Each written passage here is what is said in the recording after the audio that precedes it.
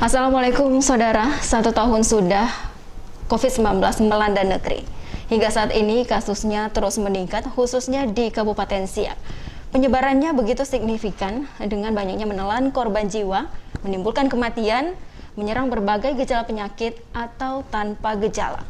Tentunya ini harus terus kita waspadai dan bagaimana kita dapat terhindar dari COVID-19 serta hidup sehat di masa pandemi COVID-19 ini. Kita akan bahas di Siak Sehat bersama Dr. Beni Khairuddin, spesialis anestesi MKes, dan nanti kita akan membahas tentang hidup sehat di masa pandemi COVID-19. Oke dok, Assalamualaikum warahmatullahi wabarakatuh. Waalaikumsalam warahmatullahi wabarakatuh. Apa kabar dok? Sehat, alhamdulillah. Alhamdulillah. Iya, ya, karena juga kita ini udah setahun ya dok ya, Iya. dilanda COVID-19 Iya. ini. Dan COVID-19 itu awal mulanya kan berasal dari Wuhan, Cina ya dok ya, dan begitu cepat penyebarannya hingga melanda juga negeri kita Indonesia, dan akhirnya juga sampai nih ke Kabupaten Siak pada tahun lalu di bulan April ya dok ya. Iya, benar. Nah, bagaimana nih dok awal mula penyebaran COVID-19 di Kabupaten Siak, dan boleh dijelaskan sedikit itu apa COVID-19 ini dokter? Oh ya, terima kasih. Nggak terasa ya, COVID sudah ulang tahun. Sudah tahun berjalan dan masuk Kabupaten Siaknya di bulan April, di mana pasien pertama dulu pasien dari perjalanan dari provinsi tetangga kita yang dia pulang ke daerah Kecamatan Gadis. Nah, itu pasien pertama kita. Selanjutnya mulai berjalan terus, pasien-pasien yang datang hampir semua kecamatan datang. Sampai hari ini penanganan kita di pandemi COVID-19 ini, pasien-pasien masyarakat Kabupaten Siak sudah sekitar ribuan, dan yang di rumah sakit rata-rata per hari itu sekitar 20-30 orang per hari kita rawat. Puncaknya kemarin kita itu merawat pasien itu sekitar 65 pasien per hari, dengan sesuai dengan jumlah tempat tidur untuk pasien COVID di RSUD Tengkerapian kita siapkan di rumah sakit ini. Jadi full terus di bulan Juli, Agustus, September. Nah, alhamdulillah akhir-akhir ini pasien-pasien COVID itu sudah mulai menurun. Nah, ini mungkin saja, alhamdulillah, mungkin kesadaran masyarakat sudah mulai meningkat terhadap protokol kesehatan, sadar bahwa memang COVID itu ada, COVID itu nyata, jadi semua mulai waspada karena mungkin tangganya, keluarganya, atau diri dia sendiri sudah terkena COVID. Akhirnya mereka mulai menyadari bahwa memang kita harus bersama-sama menyelesaikan pandemi COVID-19 ini, khususnya di Kabupaten Siak. Oke. Boleh jelaskan sedikit nih, COVID-19 ini apa itu dok, dan apa sih yang menyerang biasanya pada pasien-pasien yang ada di Kabupaten Siak ini dok? Oh ya, jadi COVID-19 ini asalnya dari virus corona. Virus corona ini banyak jenisnya. Dulu ada disebut virus MERS, terus SARS, segala macam. Nah, sekarang namanya virus yang ditemukan tahun 2019 makanya COVID-19, Corona Virus Disease, penyakit virus Corona 19, COVID-19. Nah, itu disebutnya. Asalnya dulu diduga berasal dari Cina. Kemudian di bulan Desember, terus mulai menyebar beberapa puluh negara, kemudian masuk ke Indonesia di bulan Maret. Dulu kita ketahui awalnya warga Depok yang terkena di bulan Maret. Kemudian mulailah menyebar ke berbagai wilayah Indonesia, sampailah bulan April di Kabupaten Siak. Nah, dari situ kita bisa bayangkan bahwa virus corona ini sangat cepat penularannya. Penularannya dari mana? Terutama dari area muka, area wajah, mata, hidung, mulut, masuk lewat droplet itu. Kita bicara kan keluar tuh percikan-percikannya, percikan air liur kita itu membawa virus. Bagi orang yang sudah positif COVID-19, dia menyebarkan virus. Bagi siapa saja yang bisa terkena, jika yang sedang positif itu tidak pakai masker, terus ngomongnya jarak berdekatan kurang dari 1 meter, tentu percikannya akan mengena ke orang-orang sekitar yang tidak menggunakan masker. Atau dari mana lagi? Misalnya ini percikan, dia positif COVID, dia tidak pakai masker, ngomong sana kemari, percikannya nempel sini, kemudian kita datang, kita pegang sini, daerah sini, terus mata kita gatal, kita gosok-gosok, atau hidung kita gatal, kita gosok-gosok tanpa kita cuci tangan dahulu. Akhirnya kita bertular dari virus-virus yang nempel di area-area yang habis bekas percikan dari air liur penderita COVID itu. Nah, makanya kenapa kita diminta menjalankan protokol kesehatan, jaga jarak supaya tidak terkena percikan, cuci tangan pakai sabun supaya kita tidak megang kesana kemari, area muka kita terjaga, mata, hidung, mulut terjaga, pakai masker supaya kita terhindar dari COVID-19. COVID-19. Nah, mayoritas dari pasien terkonfirmasi positif COVID-19 yang dirawat nih Dok di Kabupaten Siak nih pada umumnya, kondisinya seperti apa nih Dok? Ya, alhamdulillah kondisi pasien-pasien COVID-19 di RSUD Tunggul Apian khususnya. Nah, berdasarkan aturan, berdasarkan pedoman dari Kementerian Kesehatan, pasien-pasien yang dirawat itu di rumah sakit itu pasien-pasien yang bergejala.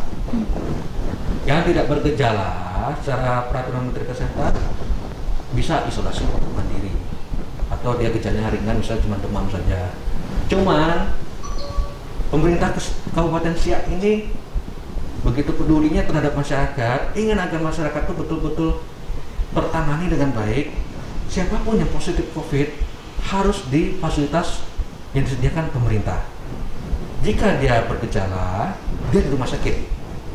Jika dia tidak bergejala, dia di fasilitas isolasi mandiri yang disediakan oleh pihak Pemda Siak seperti asrama haji, hotel-hotel, atau di Perawang tuh mes Indah Kiat. Nah, itu disiapkan.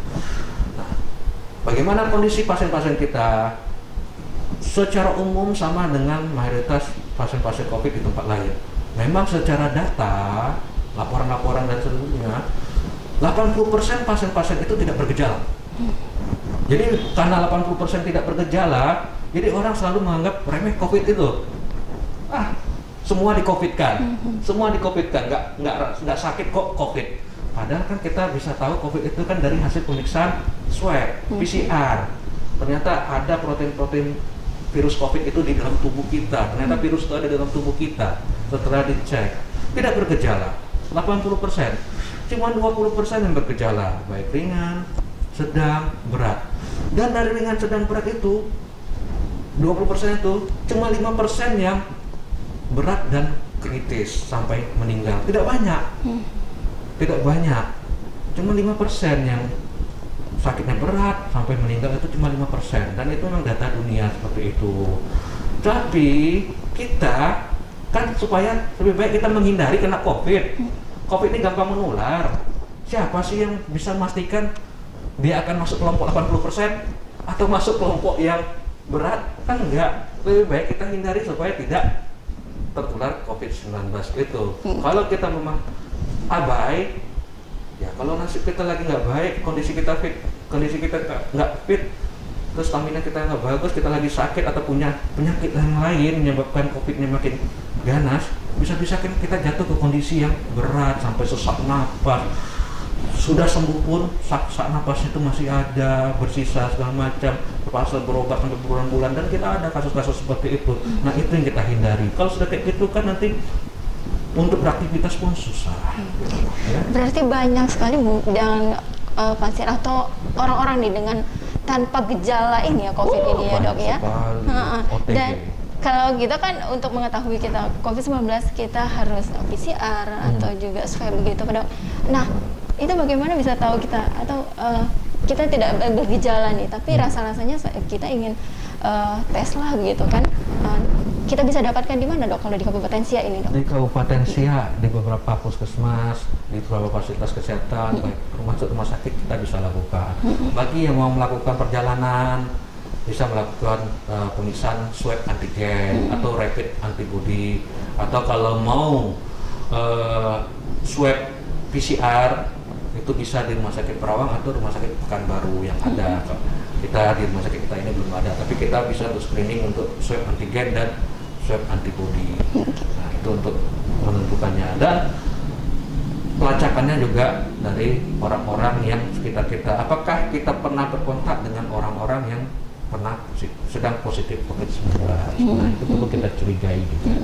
Itu pemeriksaan, kalau saat ini nih dok, pemeriksaan swab PCR begitu, apa periodenya seberapa lama, maksudnya atau seminggu kah atau 2 minggu kah gitu? Oh, nggak ada ketentuan. Maksudnya jadi gini,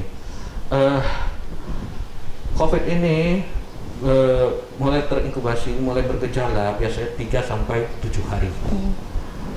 Ketika mulai dia tertular virus, gejalanya tuh mulai nampak, baru bisa kelihatan swab, terdeteksi dari swab, dari pemeriksaan itu 3 sampai 7 hari. Kalau hari ini baru tertular, hari ini belum kelihatan, mungkin hasilnya negatif.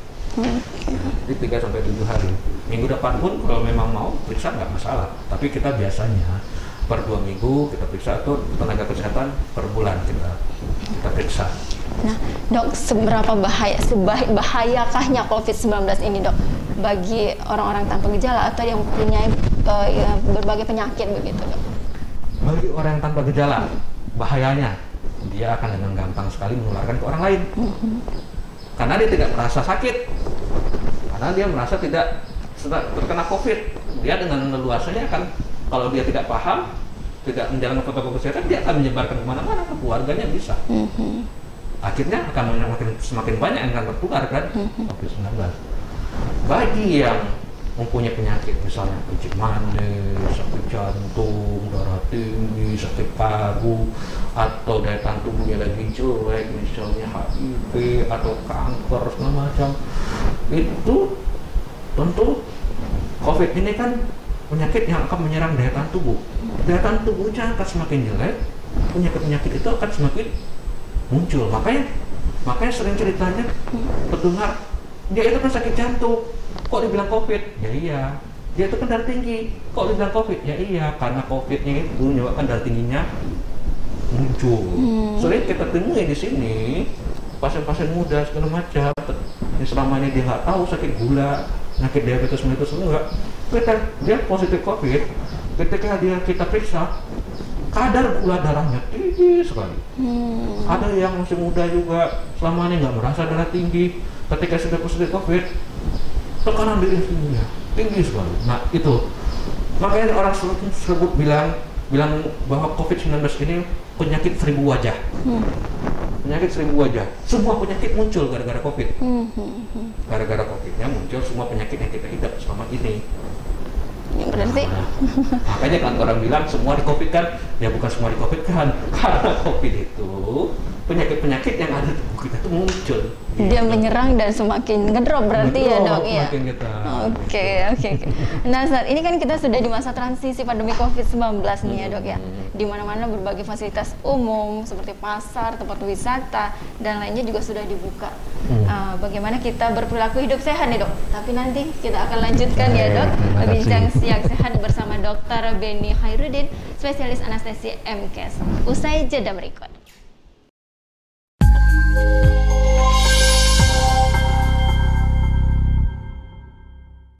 Ya pemirsa, masih di Siak Sehat bersama Dr. Benny Hairudin, spesialis anestesi MKes, dan kita membahas tentang hidup sehat di masa pandemi COVID-19.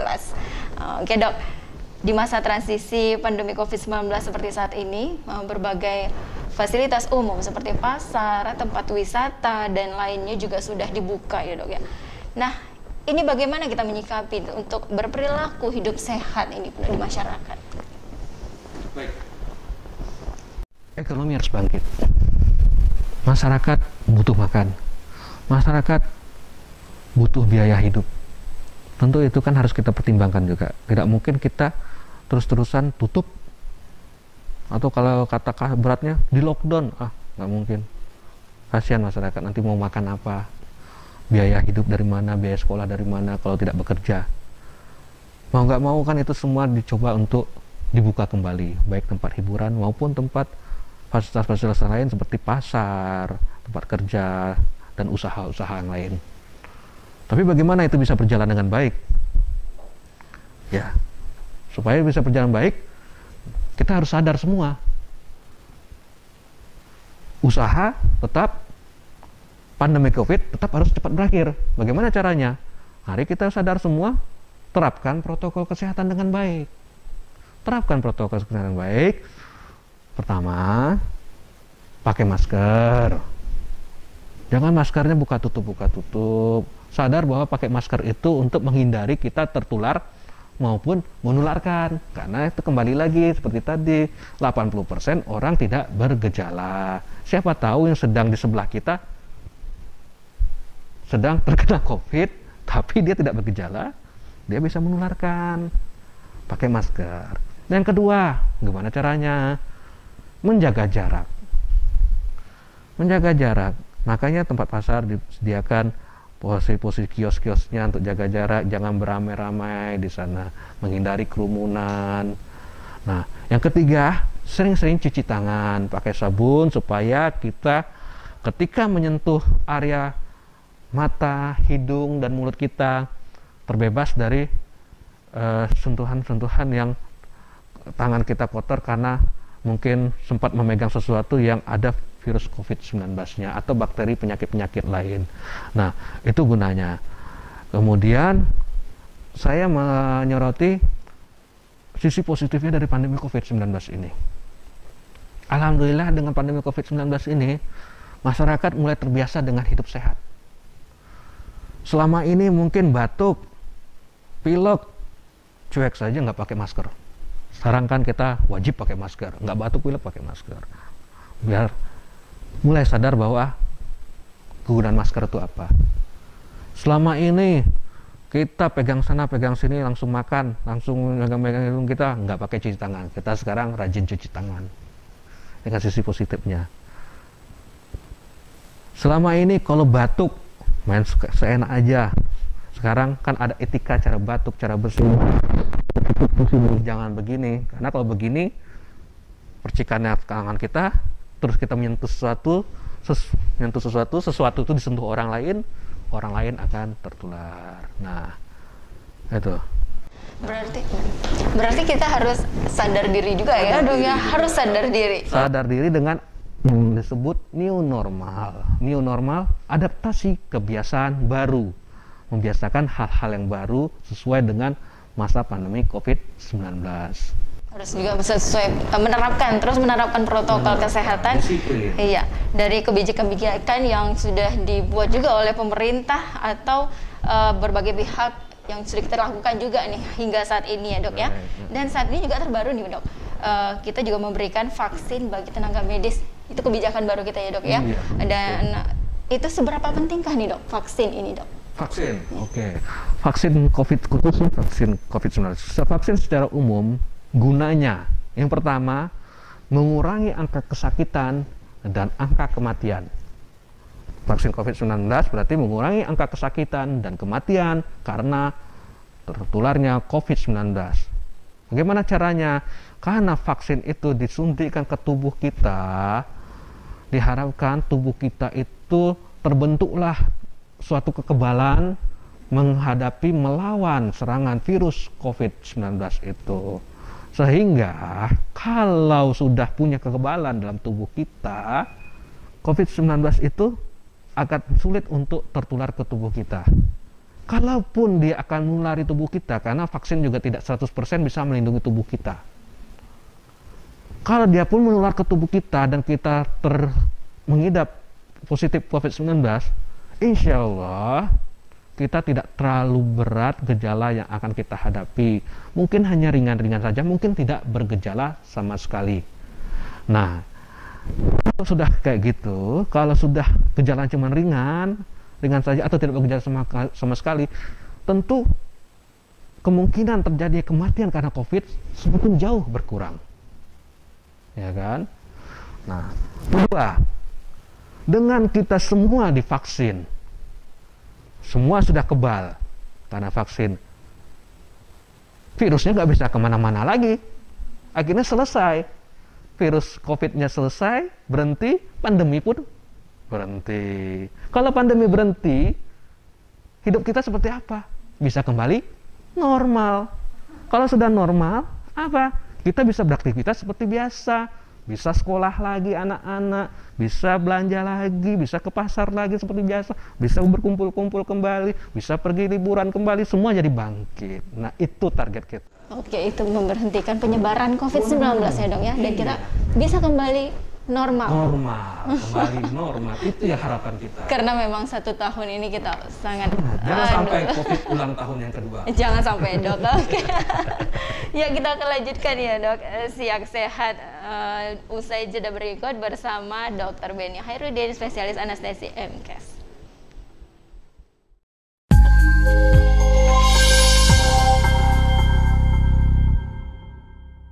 Ya saudara, masih di Siak Sehat, kita lanjutkan bincang sehat bersama Dr. Beni Khairuddin, spesialis anestesi MKes, hidup sehat di masa pandemi COVID-19. Nah, tentunya nih dok, kita berharap COVID-19 ini segera berakhir. Hal penting apa nih yang harus kita tahu dalam hidup sehat di masa pandemi COVID-19 ini?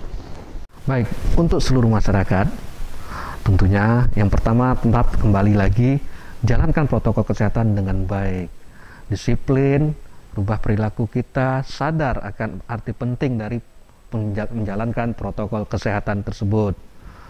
Kemudian kita tingkatkan stamina tubuh kita, makan yang bergizi, berolahraga, cukup istirahat, dan yang paling penting kita berdoa kepada Tuhan Yang Maha Esa, Allah SWT, supaya kita dilindungi dan pandemi COVID cepat berlalu. Oke. Nah, selama 1 tahun nih sebagai garda terdepan dok melawan COVID-19 di Kabupaten Siak nih, apa nih pengalaman atau cerita yang berkesan dari tim tenaga medis RSUD Tengku Raffian ini? Cerita sukanya tentu ketika kita bisa mengantarkan kembali pulang teman-teman masyarakat yang terdampak, yang terkena COVID-19 bisa kembali pulang dengan sehat, dengan selamat. Ya, cerita dukanya ketika kita tidak bisa menolong yang sampai meninggal, itu menyebabkan rasa sedih kita, karena kadang kita melihat ada yang anaknya masih kecil, ada keluarganya yang penuh harap, tapi ya namanya kita usaha manusia, tentu semua tidak bisa kita laksanakan sesuai harapan kita sebetulnya. Tentu ada keterbatasan kita manusia untuk membantu, tapi itu duka kita.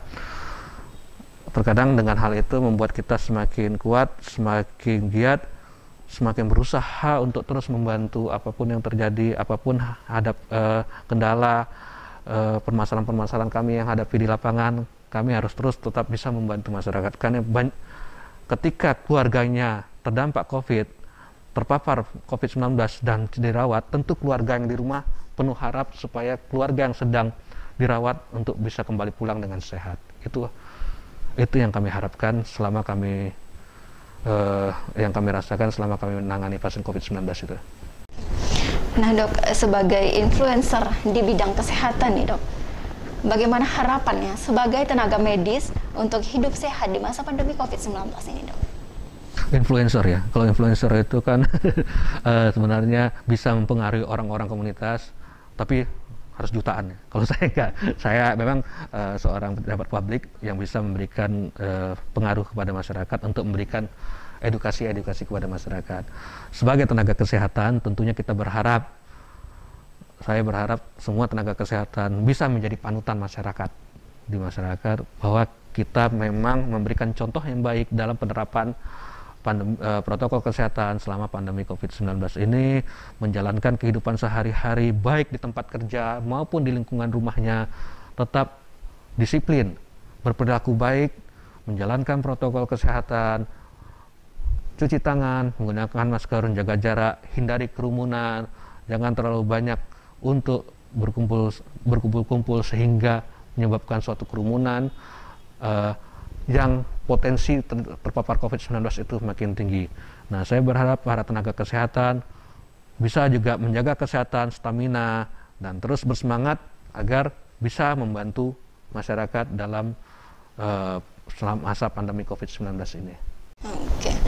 Terima kasih dok, ini bincang-bincang sehat kita nih dok, tentang COVID-19 yang juga melanda negeri, khususnya di Kabupaten Siak ini. Semoga nih dok, COVID-19 ini segera berakhir dan kita bisa memberhentikan penyebarannya juga di Kabupaten Siak khususnya ya dok ya. Saya juga ingin memberi pesan kepada masyarakat, jangan percaya dengan berita yang tidak benar tentang COVID-19. Jangan percaya dengan berita yang tidak benar, yang hoax tentang vaksin COVID-19. Insya Allah saya sudah divaksin. Alhamdulillah saya sehat-sehat saja. Malah ketika disuntik tidak terasa sama sekali karena jarumnya kecil, halus. Tidak ada mas. Ketika disuntik saya tidak terasa dan tidak tahu bahwa saya sudah disuntik. Percayalah, kita percayakan pada sesuatu hal pada ahlinya. Ya kita yang ahlinya kita jalankan saja. Mudah-mudahan pandemi COVID bisa berakhir kalau kita semua bersatu bersama menangani COVID-19 sesuai dengan bidangnya masing-masing. Saya berharap masyarakat juga berpartisipasi semua untuk menanggulangi, menyelesaikan pandemi COVID-19 ini agar kita cepat berakhir dan bisa hidup normal kembali seperti dahulu kala. Terima kasih. Oke dok. Tentunya kita terus mengingatkan ya dok ya, tetap menerapkan protokol kesehatan COVID-19 dengan memakai masker, rajin mencuci tangan, dan jauhi kerumunan. Ya. Oke, saya Cahya Ici pamit undur diri pada program Siak Sehat kali ini dan mewakili kerabat kerja yang bertugas mengucapkan terima kasih atas kebersamaan Anda. Sampai jumpa dan wassalamualaikum warahmatullahi wabarakatuh. Waalaikumsalam warahmatullahi wabarakatuh.